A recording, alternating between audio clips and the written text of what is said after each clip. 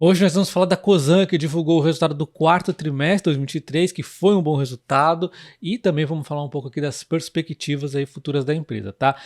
Primeiro começando aqui rapidamente olhando o EBITDA das empresas que ela investe, todas elas tiveram um salto aqui significativo, tá? Mas eu estou falando, considerando 100% dos resultados individuais, ou seja, não estou falando dentro da Cosan o quanto isso representaria, e sim tentando entender que as empresas que ela investe tiveram um bom resultado, tá? E aí sim, falando do lucro da Cosan, deu um salto significativo, mas a gente não deve focar muito no lucro da Cosan, senão você vai ficar maluco, tá? Em termos de dividendos, olha só, ela conseguiu crescer mais um pouco aqui, recebeu mais dividendos aqui nas suas investidas ao longo de 2023. Olha o lucro da empresa, né? Deu prejuízo aqui, depois deu lucro no trimestre passado, agora deu um lucro recorde, mas não é assim que devemos acompanhar a Cosan, tá? Eu diria que o principal motivo para você não ficar considerando o lucro da Cosan nesse momento, além de ser uma empresa que está em momento de investimento, que já é normal, a gente não dá tanta atenção no lucro neste momento, e também por conta do investimento na Vale, por conta da marcação a mercado que sofre aqui, o Collor. Então tem toda uma bagunça que vamos assim chamar, né? Que acontece no resultado financeiro da Cosan. Olha só, neste trimestre nós tivemos um lucro, mas no trimestre passado nós tivemos um prejuízo aqui gigante. Mas não é que teve, né? A marcação a mercado também está aqui envolvida. Então vale a pena você ficar acompanhando marcação a mercado? Na minha visão, não vale, né? Então vamos entender aqui o que ela tem feito na Consan 8, né, que é aqui a participação que ela tem na Vale, tá? Então o que acontece? Aqui é a quantidade total que ela tem de ações, eu já vou explicar o que ela fez com essas quantidades totais, mas vamos primeiro focar na forma como ela tem aqui essa exposição na Vale. Então temos aqui de azul escuro a participação colarizada, aquela que está ali protegida contra a queda, que está ali no meio da estrutura de financiamento e tudo mais. E aí temos a participação direta na Vale. Aí normal, tá comprada as ações. E a Vale, a Cosan fez exatamente o que eu fiz na Vale recentemente, que ela foi o quê? Reduzindo, olha só, a participação colarizada, que é a participação protegida. Que a Vale chega a um preço tão barato que não vale a pena você realizar o lucro dessa proteção que você fez. Então faz todo sentido. A Cosan fez exatamente o que eu venho fazendo, tá? Eu até tenho um pouco mais de proteção do que eles nesse momento. Eles praticamente, não deixaram bem pouquinho aqui, eles foram eliminando bastante. Então, só destacando uma diferençazinha aqui que a Cosan faz em relação à minha proteção, eles utilizam um color aqui, o limite aqui, vamos dizer, é maior, é menor aqui na alta, né? Dá menos espaço para alta, mas também protege melhor na queda. O meu, ele dá um limite maior na alta, mas também, caso a Vale caia muito, eu vou lá e assumo esse risco, vamos assim dizer, porque ela fica tão barata que não vale nem mais a pena me proteger. Inclusive, eu acabo comprando até mais, né?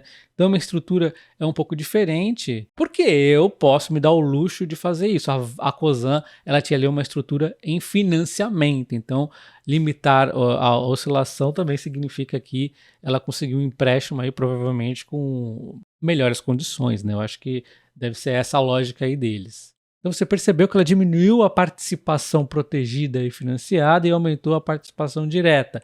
Mas também deve ter percebido que ela diminuiu a quantidade aqui de ações. Mas, por outro lado, ela também aumentou aqui o call spread. O call spread é aqui um direito dela poder comprar a Vale no futuro. Então ela trocou aqui um pouco de ações da Vale que ela tem hoje e provavelmente aqui quando a Vale caiu no terceiro trimestre ali, ela aumentou essa possibilidade de comprar mais Vale no futuro. Só lembrando vocês que o meu curso de opções ele vai ser pausado em maio, quando eu iniciar aqui meu curso de investimentos em ações, né, em fundos imobiliários e tudo mais, e eu vou sempre intercalando de um para o outro. Então se você quer fazer o curso de opções, nós não temos tanto tempo assim, tá? Em maio eu já vou pausar ele. Só destacando que um curso vai dar desconto no outro, tá? Então se você assina um e depois assina o outro e vice-versa, você tem um desconto fixo ali sobre qualquer outro desconto que esteja acontecendo. Ah, eu comprei na Black Friday, não tem problema. Tem o desconto da Black Friday e mais o desconto aqui fixo de você ter comprado um ou outro curso. Bom, então a Vale é uma empresa bastante volátil dentro do grupo Cosan, mas ela acaba ajudando muito aqui com os dividendos. Só nesse trimestre foram quase 500 milhões. E aí, em termos de estrutura de endividamento, a gente viu ali então que ela foi reduzindo aqui o financiamento na Vale, essa aqui é o verdinho claro, e essa é a estrutura da outra parte da dívida da Cosan, a dívida normal dela. Ela mudou um pouco, né? Ela trabalhou essa dívida, alongou mais, aumentou a participação direta na Vale. Então olha só, ficamos agora com essa foto, a dívida da Vale aqui reduziu e temos o restante da dívida aqui que ficou inclusive mais alongada ali até 2031. Eu diria que a Vale tem um cronograma de amortização de dívida um pouco, vamos dizer, pesado, mas ao mesmo tempo o EBITDA da empresa vem crescendo muito. E eu devo lembrar vocês que ela está passando por uma fase de desaceleração nos investimentos. Ela acabou de anunciar um programa de recompra de ações no fim do ano passado muito grande, de quase 10%. Então ela está aqui desacelerando esses novos investimentos, mas você precisa ter uma coisa em mente. Depois desses últimos anos muito movimentados aqui da Cosan, até mesmo adquirindo a Vale, aumentando aqui a participação na parte de terras e tudo mais, ela deu uma sossegada nos investimentos, mas eu estou falando dela holding Cosan. As empresas dentro do grupo Cosan estão numa fase de crescimento, cada uma ali num momento diferente, mas são trajetórias distintas, tá? A Cosan está agora focando então nessa desalavancagem para vir a pagar bons dividendos para a gente. Lembra um pouco ali do que a Itaúsa está fazendo, só que a Itaúsa está numa fase já bem menos desalavancada, né? Já uma hold mais tranquila, né? E menos operacional. A coisa já é mais pegada de crescimento, mas ambas aqui são diferentes. As empresas dentro do grupo é diferente da holding, tá? Tenha isso em mente também. Bom, então eu sempre gosto de olhar também o fluxo de caixa das empresas, e principalmente quando é uma holding, né? Então olha só, ela tinha esse caixa no ano passado, ela ia receber dividendos das empresas que ela investe, teve desinvestimentos, teve a captação de novas dívidas, que já está ali considerada naquilo que nós acabamos de ver, o endividamento dela, ao mesmo tempo que ela amortizou novas dívidas, pagou juros, pagou dividendos e tudo mais, e no final das contas ela ainda tem um caixa maior aqui, né? Ao fim do ano ela conseguiu aumentar. Então aqui um pouco, só para a gente finalizar esse assunto dívida, olha o que ela fez aqui na dívida bruta. Ficou meio que em linha, né, nos últimos trimestres, mas diminuiu até um pouquinho agora, né? E fica bem claro que as demais dívidas, inclusive, aumentou, mas as dívidas aqui da Cosan 8, da Vale, né, foi aqui reduzindo bastante. Então não há por que se preocupar, tá? Então, se por um lado a dívida ali meio que ficou estagnada, vamos assim dizer, o crescimento aconteceu, e aconteceu bastante, saiu de 6,3 para 9,1 EBITDA da empresa em apenas um ano, é muita coisa, o crescimento aconteceu em todas as frentes. Temos aqui a Raízen crescendo 1 bi, com a margem aqui da distribuição de combustível recuperando-se, né, como era esperado, o preço e o volume do açúcar voltando aqui a crescer novamente, vai continuar tendo ótimos resultados aí ao longo do ano, embora tenha dado uma leve queda recentemente. A tendência aqui é alta no longo prazo para o açúcar, tá? O etanol está em baixa, está se recuperando do fundo do poço, e também a tendência de longo prazo é boa, e temos aqui inclusive a estreia da segunda planta de etanol de segunda geração. Então Raízen, né, indo muito bem, enquanto a Rumo ela merece ser estudada de perto, né? Você observar esse case aqui, que é um case de longuíssimo prazo. Já vou falar mais dela, tá? Então ela aumentou aqui no EBITDA em 0,3, no volume transportado melhorou, a tarifa média consolidada também melhorou. A Compass melhorou aqui a margem de distribuição, melhorou aqui o resultado com a estreia aqui das novas cargas da GNL, é uma frente que vai trazer muito resultado para a empresa, embora ela tenha sofrido aqui com a macroeconomia, principalmente o setor industrial ali, desaquecendo, né, o volume de gás aqui, diminuindo o volume, mesmo assim ela conseguiu melhorar o resultado. Temos aqui a Moove, que melhorou novamente aqui, por conta do volume e rentabilidade acontecendo na Moove. Radar aqui surpreendendo com um crescimento muito bacana, né? Eu já vou falar mais também, realmente a parte da Radar aqui, que era Janus, Telos e Radar, elas estão indo muito bem a parte de agro da Cosan, tá? E temos aqui a Vale, né? Que aos trancos e barrancos ela vai pagando sempre dividendos, né? Assim, inclusive que a Vale está dentro do grupo Cosan neste momento, mais na questão dos dividendos, né? Tem ali as proteções e tudo mais que nós falamos, marcação a mercado, endividamento, aquela história toda, é um case complicado dentro da Cosan, mas na verdade a Vale é a Vale, né? Não tem muito por que ficar preocupado aqui. Então a gente vê que o grupo inteiro trouxe crescimento aqui. E agora entrando um pouco mais nos detalhes das empresas, nós temos aqui a Raízen melhorando bastante aqui a produtividade na cana, que acaba afetando toda a eficiência da empresa, volume de venda de etanol ela deu uma segurada ao longo do ano por conta dos preços, ao mesmo tempo que açúcar aumentou os volumes exatamente por conta dos preços. Isso porque no quarto trimestre ela deu uma segurada, que ela poderia até ter produzido mais açúcar e menos etanol, mas ela acreditou aqui num fundo do poço, uma recuperação que vai estar acontecendo aí no etanol. A parte de combustíveis, que é distribuição de combustíveis, foi estável, perene em termos de volume, mas quando a gente olha aqui os preços, aí, vamos dizer, a dinâmica toda do setor melhorou bastante, foi um resultado muito bom aqui na distribuição. Fazendo então o EBITDA da empresa dá um salto bacana de 33%, né? Um salto muito forte quando a gente compara ano a ano, e nos 9 meses aqui 17%. Então foi muito bem a Raízen. A Radar, que agora está incluindo a Janus, a Telos e a própria Radar dentro, né?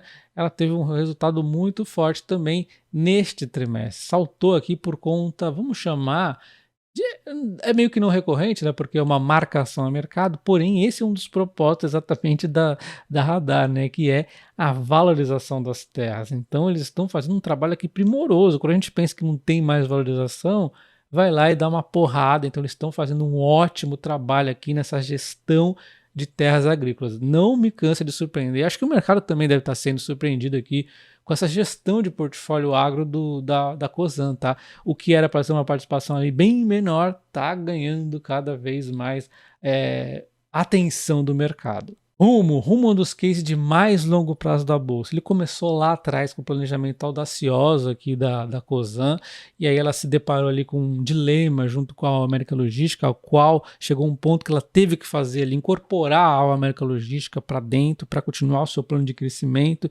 Nós vimos ali ao fim do ano passado a própria Cosan dizendo que a América Logística era um lixo, uma das piores empresas da América Latina, mas ela não tinha...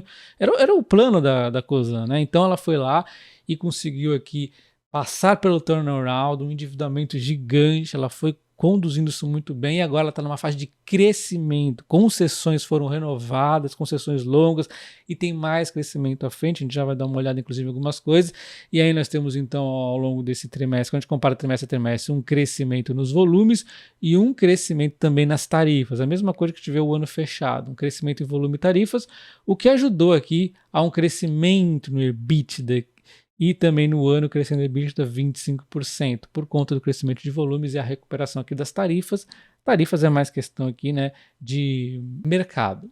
O resultado financeiro deu uma melhorada aqui neste trimestre, mas quando a gente chega na linha do lucro, nós tínhamos um lucro muito forte, puxado por não recorrentes para cima, e agora temos um lucro baixo, puxado por não recorrentes. Então, na verdade, não dá para ver o lucro aqui tanto do terceiro trimestre quanto do quarto nesse momento. É melhor ver o EBITDA mesmo. O EBITDA, como nós já vimos, né, cresceu bastante. Em termos aqui de investimento, como eu já disse também, a empresa vai passando de uma fase de turnaround para uma fase de crescimento que exige muito CAPEX. Tem aqui o CAPEX, investimento do próprio setor, que exige muito investimento recorrente, mas também tem o CAPEX de expansão, que cada vez vai ganhando mais espaço. Olha só, um crescimento considerável, tanto aqui em vários projetos que a empresa tem, quanto aqui na expansão aqui do Rumo no Mato Grosso. E vai ter mais projetos, como esse investimento aqui de 2,5 bilhões no Porto de Santos, notícia nova, né? Ela vai investindo aqui para ajudar o setor agro. É um novo terminal de grãos no Porto de Santos, onde ela vai fazer aqui o escoamento, utilizando também a sua malha ferroviária. Ela vai fazer uma parceria aqui com a DPW, que vai ajudar aqui na parte do terminal. E eu quero que vocês prestem atenção na frase aqui da própria Rumo, tá? Temos que garantir que o Porto de Santos tenha capacidade para sustentar os volumes de hoje, mas também os volumes de 5, 10 e 5 anos. Estão projetando aqui o futuro. Hoje ainda não existe gargalo em Santos, mas os volumes estão crescendo muito e temos que nos antecipar, disse o CEO da Rumo. Então isso aqui faz parte de um crescimento. Segundo a própria Rumo, isso aqui faz parte de uma série de projetos que a Rumo está levando aqui para melhorar a infraestrutura de escoamento de grãos, que sai do Centro-Oeste e vão até Santos. Então, tudo aqui é uma sinergia com os projetos dela, inclusive ali a Rumo acabou de renovar a concessão aqui da Malha Paulista, né? Concluiu a construção da ferrovia Norte e Sul conectando Tocantins, Goiás e a Malha Paulista. E ainda também no ano passado a extensão da linha Mato Grosso, mais 700 km de linhas ferrovias conectando Rondonópolis até o Lucas do Rio Verde. Projetos com muita sinergia entre si. E para finalizar com a Rumo, vamos acompanhar o guidance dela, que ela realizou aqui, cumpriu o guidance em 2023 em todas as frentes. E olha só o crescimento que ela projeta aqui no EBITDA em cerca de 27,5% até 36,3% no crescimento no EBITDA. E olha só o crescimento que ela vai capturando no EBITDA, ela vai colocando aqui no CAPEX, que são os investimentos. Então a empresa está utilizando literalmente aqui todo o crescimento dela praticamente para investir. Então é realmente um case de longuíssimo prazo. Lá na frente, bem na frente, pode começar a gerar ótimos dividendos na empresa, tá? Provavelmente vai ser o case aqui de mais longo prazo do grupo Cosan. E ao mesmo tempo relativamente tranquilo, porque ela tá levando esse CAPEX dentro do crescimento do EBITDA dela, e ela mantém aqui uma meta de endividamento ao qual está seguindo. Ela não vai passar de 2,5, que é o compromisso aqui da Rumo. Vamos falar rapidamente aqui da Moove, que é a empresa de lubrificantes. Quando eu falo lubrificante, eu não falo lubrificante de automóvel só não, uma gama infinita aí de lubrificantes, né, no setor industrial, várias coisas aí. Enfim, ela vem fortalecendo muito aqui a sua presença internacional, inclusive entrando aqui nos Estados Unidos com a PetroChoice, que ela adquiriu recentemente. Isso está fazendo ela conseguir um sólido crescimento. E ela conseguiu também fazer um mix de venda melhor aqui recentemente, e aí colaborou, né, para ela ter não só um aumento nas vendas em 2023, mas um grande salto no EBITDA de 41%. Então, em trimestre a trimestre aqui, nós temos também um salto de 36%. Então a Moove teve uma ótima performance também. E aí nós temos a Compass, que é um dos melhores cases da bolsa, vamos assim dizer, tá? Porque é uma empresa que consegue aliar perenidade, paga bons dividendos para o Grupo Cosan, tem linha de crescimento grande para acontecer e tem também uma frente de eficiência para trabalhar. Tem tudo aqui para ela fazer, né? Então, por exemplo, a Comgás, ela fez um ótimo trabalho nos últimos anos, ela vai replicar isso aqui para a Commit. Tem muita coisa para acontecer aqui para trabalhar de eficiência, tá? Só ela replicar o case que já foi de bom sucesso. Ela reduziu aqui um pouco o volume, mas a questão macro, tá? O setor industrial sofrendo um pouco, depende eventualmente também um pouco do cenário macro, né? A parte de gás aqui, principalmente no industrial. Teve também a questão da temperatura, que atrapalhou o comercial e o residencial, mas foi só uma queda pontual no volume. A gente sabe que deve se recuperar, e mesmo assim ela conseguiu um mix mais rico de produtos, e ela conseguiu então melhorar o seu EBITDA aqui no ano, no trimestre, mas tem um pouco de crescimento já acontecendo aqui, que a empresa não mostrou muito nesse slide aqui, mas eu vou mostrar para vocês.